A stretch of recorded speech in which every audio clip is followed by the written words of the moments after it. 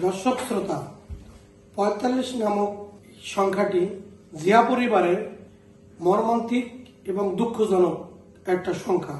এই কথাটা আমি কেন বলছি? জিয়াউর রহমানের পিতা মনসুর রহমান, সে ৪৫ বছরে মারা যায়। এটা কিন্তু অফিসিয়ালি কোনো তথ্য না, মানুষে বলা বলি করে। একটা কথা ভেবে দেখলাম, জিয়াউর রহমান সাহেবও সে ৪৫-এ মারা যায়। জিয়াউর রহমান সাহেবের স্ত্রী খালেদা খাতুন, তারও জন্ম ১৯৪৫, বর্তমানে দেশনেত্রী মরহুম খালেদা জিয়া। এখানেও কিন্তু ৪৫ নামের সংখ্যাটা আসে। আবার অন্যদিকে দেখেন, জিয়াউর রহমান সাহেবের ছেলে আরাফাত রহমান কোকো, সেও ৪৫ বছরে মারা যায়। দাদা মারা যায় ৪৫-এ, বাবা মারা যায় ৪৫-এ, ছেলে মারা যায় ৪৫-এ। শুধু কি এখানেই শেষ? আরো সামনে ঘটনাগুলো শুনুন।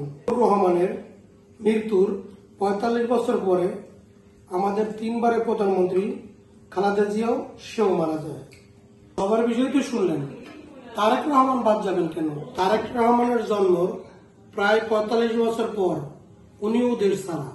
এই ৪৫ বছর সংখ্যাটা জিয়া পরিবারের একটা দুঃখজনক সংখ্যা। এই সময় তারা কাটিয়েছেন দুঃখের একটি সময়।